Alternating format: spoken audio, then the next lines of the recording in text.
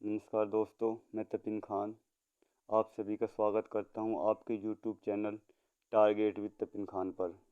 मैं लेकर आया हूं आपके लिए आज पार्ट 1 ऑफ इंग्लिश का पहला पार्ट, जिसमें हम आपको पढ़ाएंगे टेंस। सबसे पहले टेंस कितने प्रकार के होते हैं। जो टेंस होते हैं वो टेंस मुख्यतः 3 प्रकार के होते हैं: प्रेजेंट टेंस वर्तमान काल, पास्ट टेंस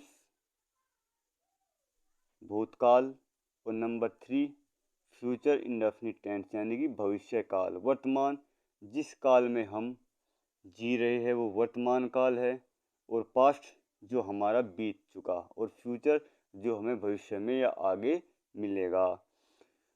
जहाँ लो हमारा अनुमान है, यदि आपके ये 3 टेंस प्रेजेंट पास्ट और फ्यूचर कंप्लीट है तो ज़्यादातर इंग्लिश के जो सेंटेंस होते हैं वे आप कंप्लीट कर लोगे और बना लोगे।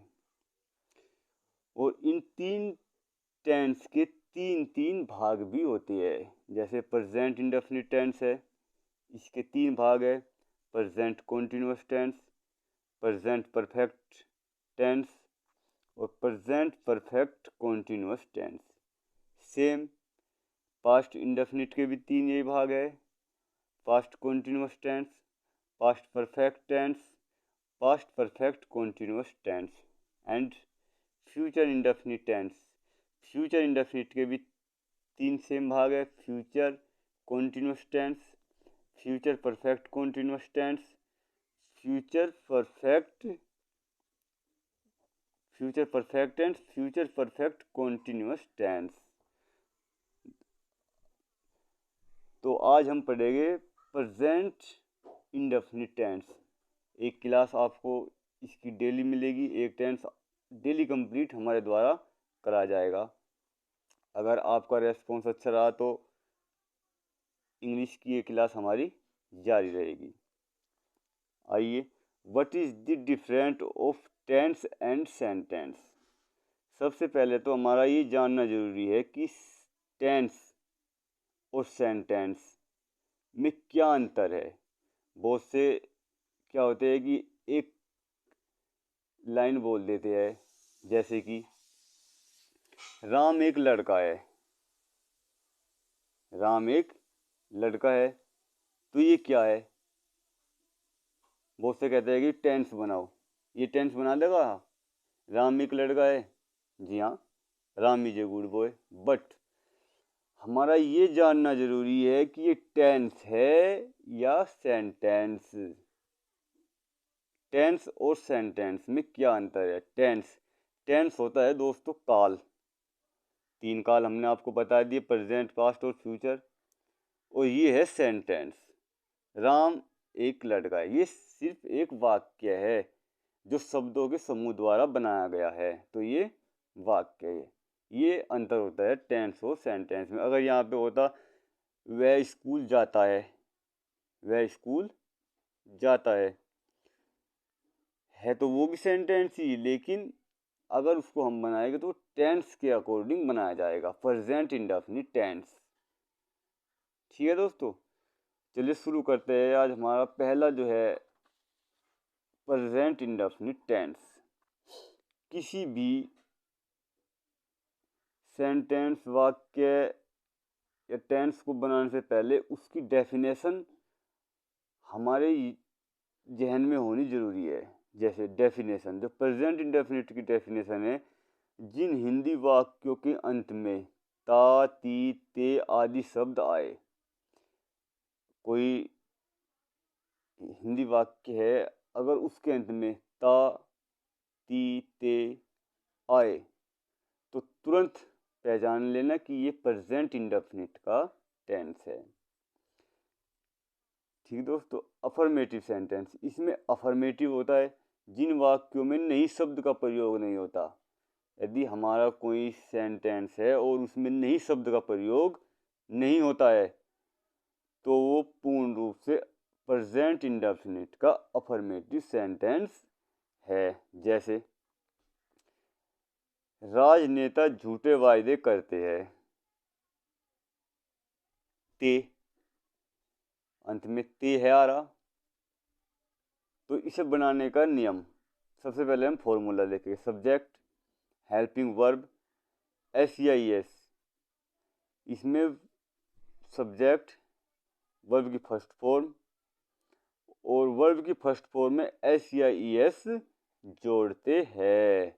ये सिंगुलर सब्जेक्ट यानी कि अफर्मेटिव सेंटेंस का नियम है। जैसे the politician make false promise, झूठे वादे करते हैं। नोट, सिंगुलर सब्जेक्ट में SEIS जोड़ते हैं। जो प्लूरल होता है यानी बहुवचन सेंटेंस होता है उसमें SEIS नहीं जोड़ते। जैसे वह रिक्शा चलाता है तो ही पुल्स ए रिक्शा, ही माने वह, पुल्स माने चलाता है ए रिक्शा। तो फिर सब्जेक्ट हमारा ही होगा, पुल्स वर्ब की फर्स्ट फॉर्म, एस लगा उसमें, ए रिक्शा। Next, negative sentence. इन वाक्यों में एक वचनकर्ता के साथ जो निगेटिव की पहचान क्या होगी कि वाक्य में नहीं शब्द आएगा। ठीक है, अगर नहीं शब्द हमारा आ रहा है तो एक वचनकर्ता के साथ डज नॉट और बहुवचनकर्ता के साथ यानी कि प्लूरल सब्जेक्ट के साथ डू नॉट का प्रयोग होगा। ये आप हेल्पिंग वर्ब जो होती है ये डू या डज इसकी हेल्पिंग वर्ब है। सबसे पहले इसका फॉर्मूला देख लेते हैं, उसके बाद हम सेंटेंस बनाएंगे। जैसे सब्जेक्ट हेल्पिंग वर्ब डू या does plus not plus verb की फर्स्ट फॉर्म। इसमें क्या है, नोट आगा तो वर्ब की फर्स्ट फॉर्म में SEIS नहीं जुड़ेगा, प्लस ऑब्जेक्ट और प्लस एडवर्ब। एग्जाम्पल, ईमानदार आदमी झूठ नहीं बोलता है। तो सब्जेक्ट क्या है हमारा, ईमानदार आदमी, होनेस्ट मैन। नोट नहीं आगा तो ईमानदार आदमी, आदमी ईमानदार है, क्या है, एक है, डज नॉट टेल ए लाई, ईमानदार आदमी झूठ नहीं बोलता है। नेक्स्ट एग्जाम्पल, मुझे चापलूसी बिल्कुल पसंद नहीं है। मुझे तो आई के साथ हमेशा डू का प्रयोग होगा। आई नहीं आ रहा तो don't, I don't like flattery at all, मुझे चापलूसी बिल्कुल पसंद नहीं है। नकारात्मक वाक्यों में यदि कभी नहीं शब्द आए, यदि वाक्यों में कभी नहीं शब्द आए तो कभी नहीं की अंग्रेजी डू नॉट या डज नॉट नहीं लगाते, बल्कि नेवर, कभी नहीं के लिए नेवर का उपयोग न करके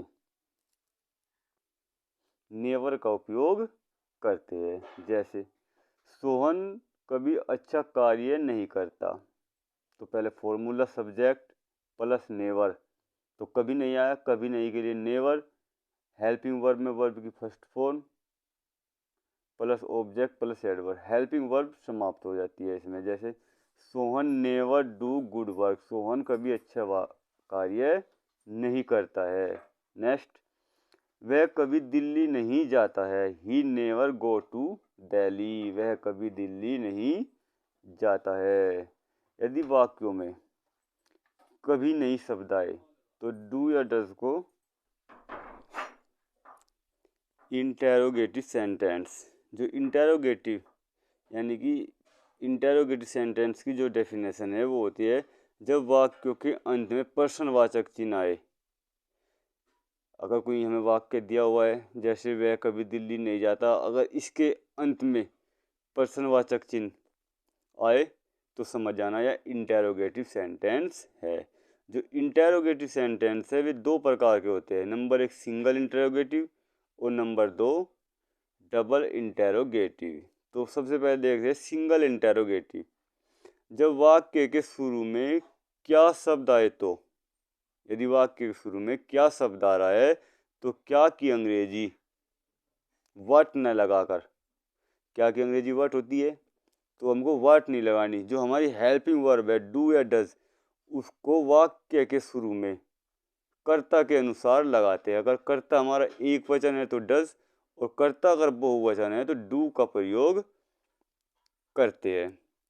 जैसे क्या वह सिगरेट पीता है, तो सबसे पहले इसका फॉर्मूला देख लेते हैं। क्या वह सिगरेट पीता है, helping verb plus subject plus not plus verb की first form plus object. Helping verb, तो क्या वह, तो वह एक वचन है। डज, सब्जेक्ट हमारा क्या है, वह ही। हेल्प वर्ब की फर्स्ट फॉर्म क्या है, पीना। स्मोक ए सिगरेट, क्या वह सिगरेट पीता है। नेक्स्ट, क्या वह तुम्हें प्यार नहीं करता है, क्या शुरू में आ गया, वह एक वचन है तो does he not love you, क्या वह तुम्हें प्यार नहीं करता है, तो ये होगा सिंगल इंटरोगेटिव। अब आता है हमारा डबल इंटेरोगेटिव। जब WH टाइप के वाक्य के बीच में आए तो उनकी अंग्रेजी वाक्य के शुरू में लगाते हैं। जब WH टाइप के वाक्य, जो WH टाइप के वाक्य होते हैं, what, why, when, where, how, who, whom, which, whose, how many, हूँ, इनमें से अगर कोई भी शब्द वाक्य के बीच में आए तो इनकी अंग्रेजी वाक्य के शुरू में लगाते हैं। फॉर्मूला देख लीजिए। WH टाइप, सबसे पहले WH टाइप के वाक्य अगर बीच में आए तो उनकी अंग्रेजी लगाएंगे। फिर हेल्पिंग वर्ब डू या डज, फिर सब्जेक्ट जो भी हमारा होगा, फिर नोट वर्ब की फर्स्ट फॉर्म प्लस ऑब्जेक्ट और प्लस एडवर्ब। जैसे शिल्पा नाटक में भाग क्यों नहीं लेती है, तो शिल्पा नाटक में भाग क्यों नहीं लेती है, तो बीच में क्या है हमारा, क्यों, तो क्यों की अंग्रेजी शुरू में लगाएगा। WH टाइप का वाक्य है तो वाई। अब देख लेंगे शिल्पा एक वचन है क्या बहुवचन, तो शिल्पा एक वचन है। Why does Shilpa not take part in drama, Shilpa नाटक में भाग क्यों नहीं लेती है। तुम अखबार में क्या पढ़ते हो, तुम अखबार में क्या पढ़ते हो, तो क्या बीच में सिंगल इंटरोगेटिव में देखा था हमने, वाक्य के शुरू में क्या शब्द आए तो क्या की अंग्रेजी वाट नहीं लगाकर डू या डज लगाएंगे। लेकिन यहाँ वाक्य के बीच में है तो क्या की अंग्रेजी वाट लगाएंगे। तुम क्या है, बहुवचन है तो do. You read in newspaper, तो what do you read in newspaper. Next, तुम रात में किसे पढ़ाती हो, किसे, हुम। डू, तुम के साथ डू का प्रयोग होगा। यू टीच इन नाइट, तुम रात में किसे पढ़ाती हो। तुम साल में कितना धन कमाते हो, कितना, how much money do you earn in a year. ठीक है दोस्तों, आशा करता हूँ आपको ये वीडियो अच्छी लगेगी। अगर आपके जो है इसमें प्यार और सहयोग मिला तो एक वीडियो हम डेली अपलोड करते रहेंगे। अगर वीडियो आपको अच्छी लगे लाइक शेयर और कमेंट करें और वीडियो को सब्सक्राइब कर ले ताकि आने वाली वीडियो की नोटिफिकेशन आप तक पहुंच सके। धन्यवाद।